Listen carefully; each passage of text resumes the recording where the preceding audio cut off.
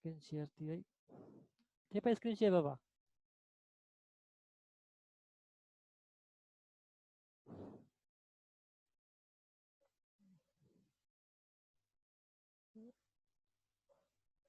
चीज ठीक है बेटा,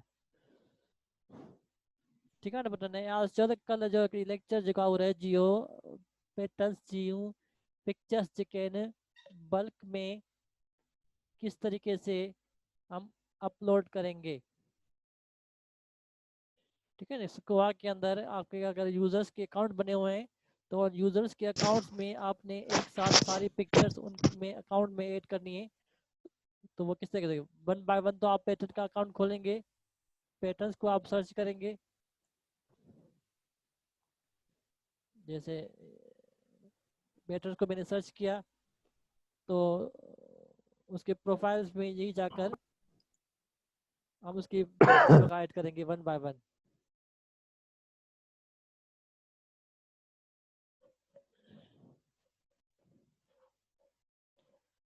ठीक है यहाँ से, ठीक है ये वन बाय वन इस तरीके से होगा। अगर आप चाहते हैं कि आपके पास 100 पैटर्न हैं, उन 100 पैटर्न की पिक्चर एक ही दफा अपलोड करना चाहते हैं, तो वो अपलोड करने के लिए सबसे पहले आपको पता होना चाहिए कि पैटर्न्स के क्या क्या उनके रोल नंबर्स क्या हैं, यहाँ के आईडी नंबर्स जो है वो कौन से हैं। तो वो चेक करने के लिए हम यूज़ करते हैं रिपोर्ट मॉड्यूल के। रिपोर्ट मॉड्यूल्स में जाकर हम रिपोर्ट बनाते हैं कि लाइब्रेरी में जितने भी पैटर्न्स हैं वो आपके स्क्रीन पर आ जाए। ठीक है, तो मेरे पास यहाँ से कुछ पहले से ही पैटर्न जो है बने हुए हैं, मैं रिपोर्ट बनाता नहीं हूँ। इसी बनी हुई रिपोर्ट को इस्तेमाल करते हुए मैं चेक करता हूँ कि कौन से पैटर्न्स जो है मेरे पास हैं। ठीक है, मैं इसको अंडर ग्रेजुएट यूजर्स के पैटर्न जो है, और ये किसकी लाइब्रेरी साइंस लाइब्रेरी के अंडर ग्रेजुएट स्टूडेंट्स इनकी देखता हूँ कि कौन कौन से हैं। ठीक है, ये सारे पैटर्न्स हैं, इनके कार्ड नंबर लिखे हुए हैं 1 2 3 4, ये कार्ड नंबर्स हैं। ठीक है, तो बल्क में पैटर्न्स इंपोर्ट करने के लिए you must know the card number of the patterns.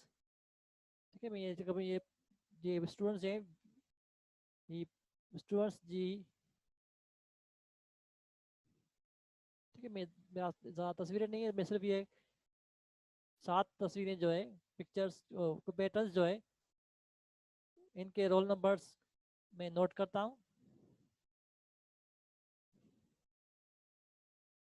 ठीक है, मैंने पैटर्न्स यहाँ पर नोट कर लिए हैं 20 22 14 17 18 104 24। तो अब इनको पैटर्न्स को इमेजेस लगाने के लिए आपने क्या करना है कि पहले तो आपके पास पिक्चर्स होनी चाहिए। जैसे ये मेरे पास मैंने कुछ पिक्चर्स जो है ये नेट से डाउनलोड किए हैं। तो आप अपने यूजर्स की सारी पिक्चर्स जो है वो एक फोल्डर में रखेंगे। तो इन पिक्चर्स को आप रीनेम करें, किसी भी नाम से रीनेम करें, आपकी मर्जी है, नाम 1 2 3 दें, ABC दें, आप उसका रोल नंबर दें, उस पिक्चर स्टूडेंट का कोई भी पिक्चर का नाम दें। नाम देने के बाद आपने ऐसे फोल्डर के अंदर एक फाइल बनानी है, टेक्स्ट फाइल, जिसका नाम होना चाहिए ID लिंक।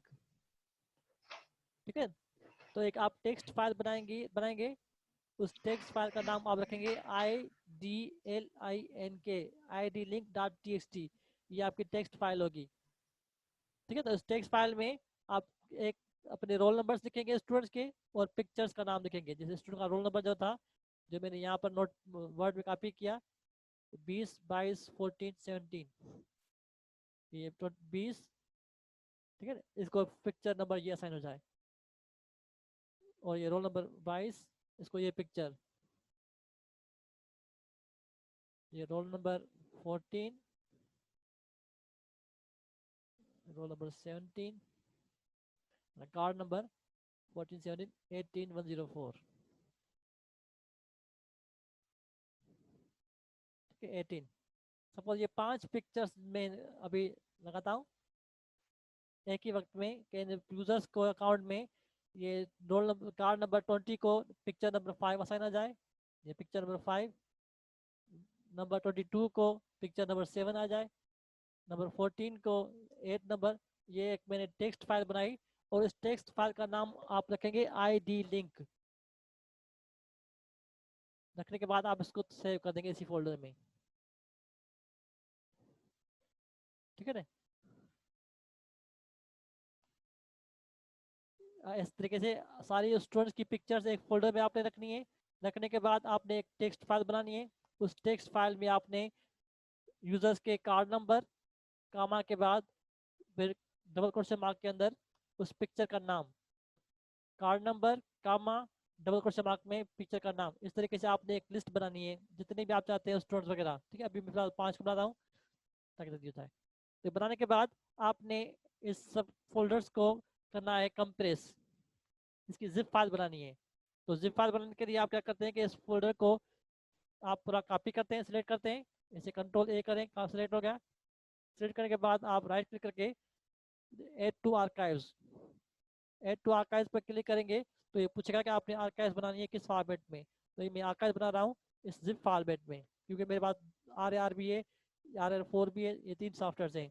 तो मैं इसको जिप फॉर्मेट में photo.zip के नाम से एक फाइल बनाऊंगा जिसमें ये सारी चीज़ें कंप्रेस हो जाएंगी, ठीक है। आपने ये जिप फाइल बनानी है बल्क में फोटोज इंपोर्ट करने के लिए। ये फाइल बन गई तो फिर आप दोबारा आएंगे कोआ में, कोआ के अंदर आप जाएंगे टूल्स में,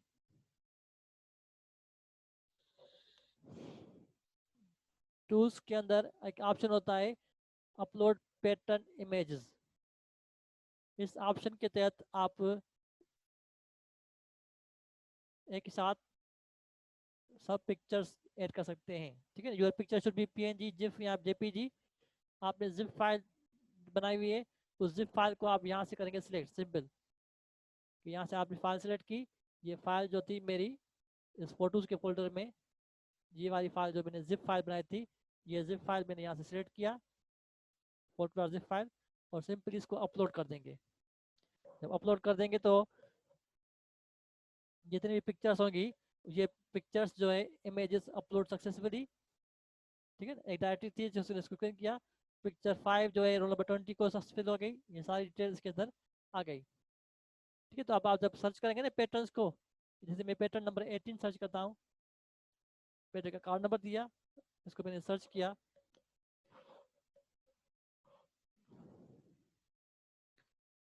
तो नंबर 10 पिक्चर जो है इस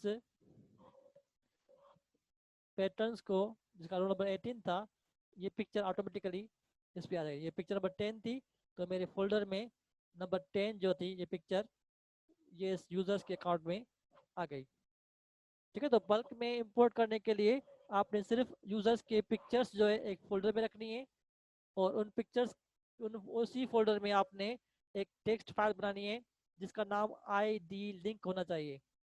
अगर ये नाम चेंज होगा तो ये आपकी पिक्चर्स अपलोड नहीं होगी। इसी फाइल को आप टेक्स्ट फाइल के अंदर आपने सिर्फ उसके रोल नंबर लिखने हैं, कामा देनी है, एंड देन उस पिक्चर का नाम देना है, उसका कार्ड नंबर, कामा, और उस पिक्चर का नाम। इस किस्म इस तरीके से आपके पास अगर 100 यूजर्स हैं, 1000 यूजर्स हैं, सबकी इस तरीके से आप लिस्ट बनाएंगे। और लिस्ट बनाने के बाद आप सिंपली इसको कंप्रेस करके डेटाबेस में देंगे तो सारे अकाउंट्स में उनकी पिक्चर्स वगैरह आ जाएंगी, ठीक है बेटा, क्लियर। ये दूसरा तरीका था पैटर्न्स की पिक्चर्स को कुआ सिस्टम में अपलोड करने का, यानी जनरेट करेंगे, ठीक है ना। तो यहाँ पर कुआ में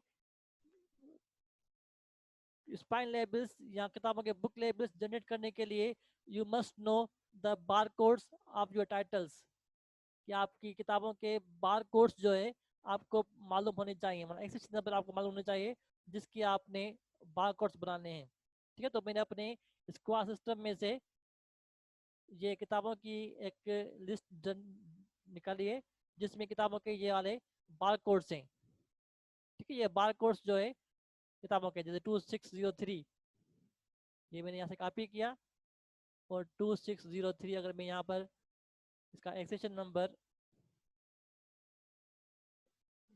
सर्च करूँगा तो ओपेक में 2603 एक्सेशन नंबर के साथ एक किताब रिट्रीव होगी, ठीक है। Teaching information skills in teaching information skills in schools, ये 2603 ये आपकी एक किताब है, ठीक है, तो ये सारे मैंने बताने के लिए ये कुछ एक्सेशन नंबर्स जो है नोट कर लिए हैं जो मेरी डेटाबेस के अंदर अवेलेबल है। ठीक है, अब इन एक्सेशन नंबर्स की मुझे स्पाइन लेबल्स क्रिएट करने हैं, स्पाइन लेबल्स जो है इसके जनरेट करने हैं। तो स्पाइन लेबल जनरेट करने के लिए यहाँ कोहा के अंदर टूल्स में दो ऑप्शन हैं। एक ऑप्शन आपके पास यहाँ पर है कि लेबल क्रिएटर, दूसरा है क्विक स्पाइन लेबल क्रिएटर। ठीक है, ये अगर आप इंस्टेंटली जल्दी से कोई एक स्पाइन लेबल जनरेट करना चाहते हैं तो वो जनरेट करने के लिए आप इस पर क्लिक करेंगे कि enter a barcode to generate printable spine label, कि इसमें से पहले से ही एक फॉर्मेट बना हुआ है स्पाइन लेबल का। आप यहाँ क्लिक करके सिर्फ किताब का एक्सेशन नंबर देंगे तो वो आपके लिए उसका एक्सेशन नंबर और क्या कहते हैं स्पाइन लेबल बना के देगा। ठीक है ना, तो ये जल्दी से किताब के स्पाइन लेबल बनाने के लिए इस पर आप क्लिक करेंगे क्विक स्पाइन लेबल क्रिएटर्स पर, एंड यहाँ पर आप सिंपली बार कोड देकर और व्यू करेंगे तो यहाँ पर आपके पास एक स्पाइन लेबल बन जाएगा। स्पाइन लेबल में जैसे डीटीसी नंबर होता है ऊपर, आतर मार्क होता है, एंड उसके बाद यहाँ पर किताब का रिकॉर्ड नंबर दिया हुआ है। ठीक है, इस तरीके से आपका एक सिंपल 1 बाय 1 स्पाइन लेबल्स जो है ऑटो जनरेट हो जाएंगे अगर आपने क्विक स्पाइन लेबल्स पर क्रिएट किया।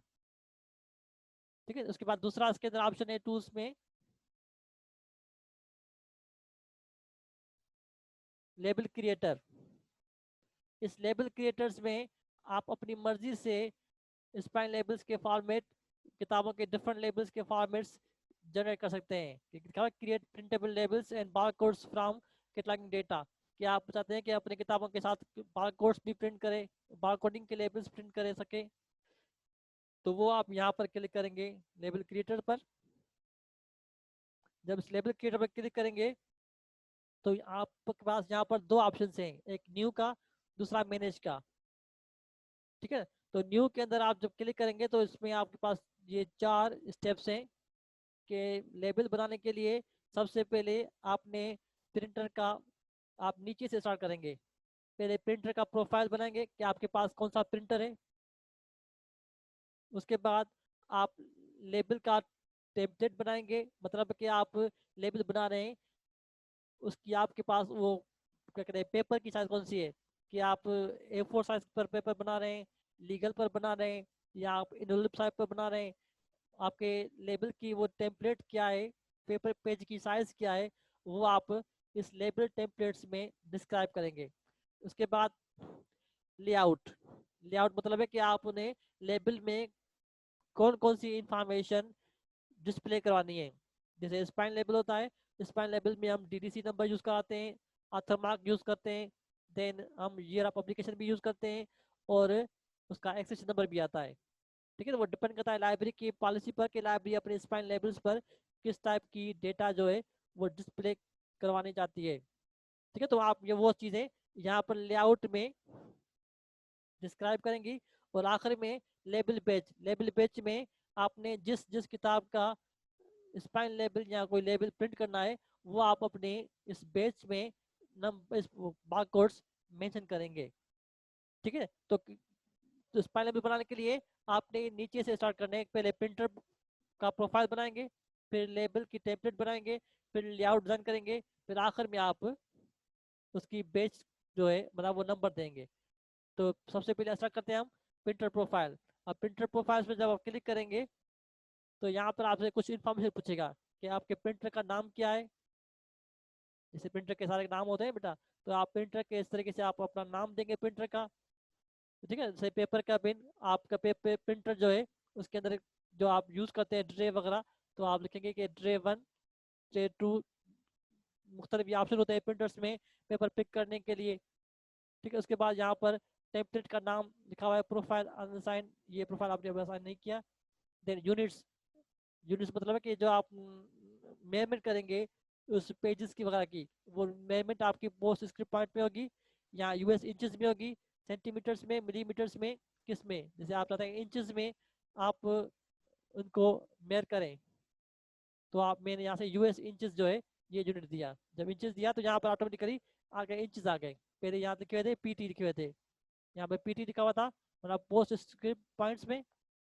जब मैंने इंचेस पर क्लिक किया तो यहाँ पे मेजरमेंट इंचेस पे आ गई। ठीक है, तो फिर यहाँ पर आप पे ऑफसेट, ये प्रिंटर्स की सेटिंग में ऑफसेट्स होती है कि जब प्रिंटर पेपर पिक करेगा तो ऑफसेट के लिए हॉरिजॉन्टल और वर्टिकल स्पेस कितना होना चाहिए।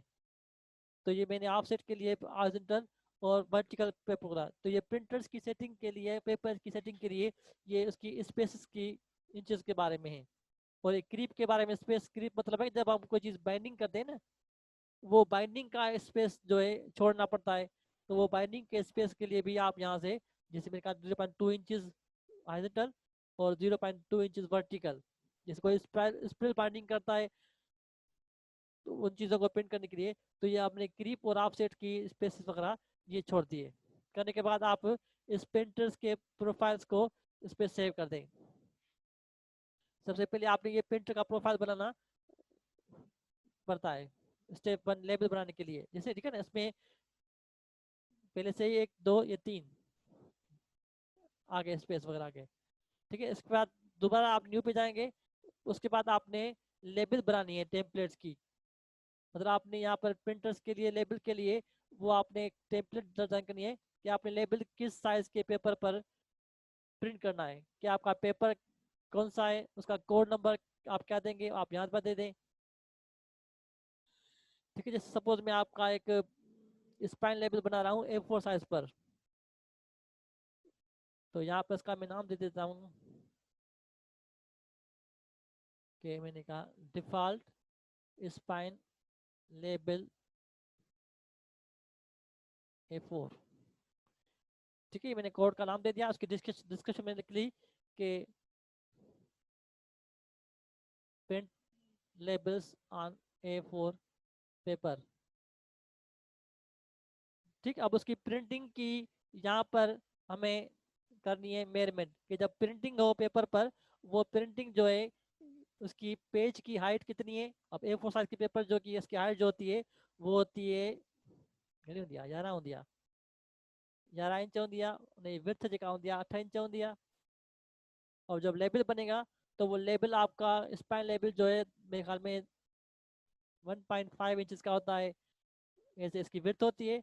और हाइट होती है इसकी 1.5, नहीं विड्थ इसकी होती है 2 इंच, 2 इंच इसकी विड्थ होती है और हाइट इसकी 1.5 होती है।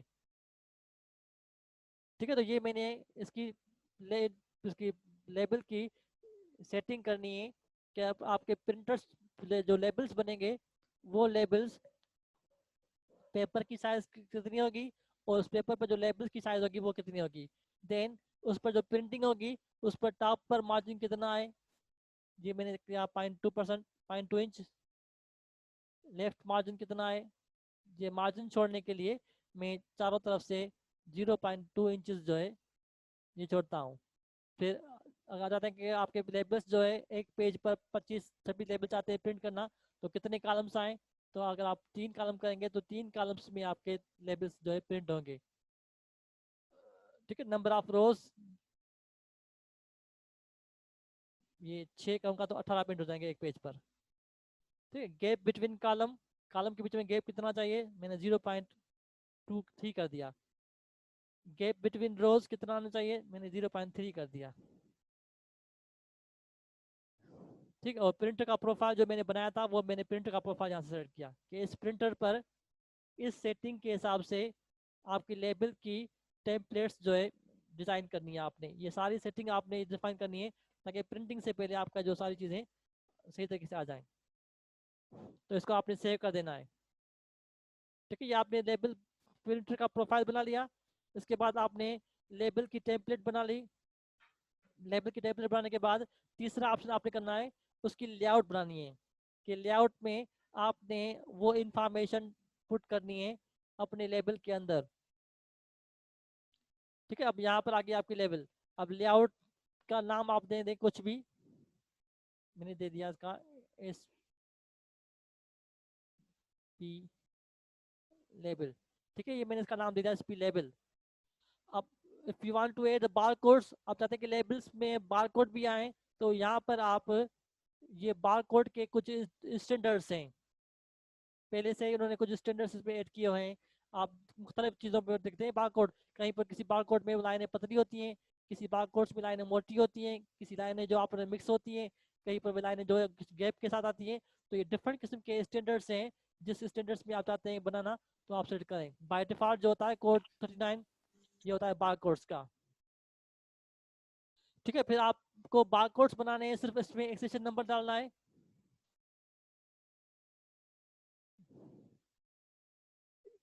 सिर्फ इसमें आपने बारकोड शो करना है, अपने लेआउट में सिर्फ नंबर देना शो करना है। तो आप बारकोड पे क्लिक करेंगे। अगर आप चाहते हैं कि बारकोड के साथ बिब्लियोग्राफिकल इंफॉर्मेशन भी आए तो आप ये सेलेक्ट करेंगे। यहाँ से चाहते हैं कि बिब्लियोग्राफिकल इंफॉर्मेशन आए तो बिब्लियो, तो कुछ किस टाइप की आपने लेआउट डिजाइन करनी है। मेरा 30 सेकंड के बाद दोबारा कनेक्ट होंगे। ठीक है, तो आप यहाँ से सिलेक्ट करेंगे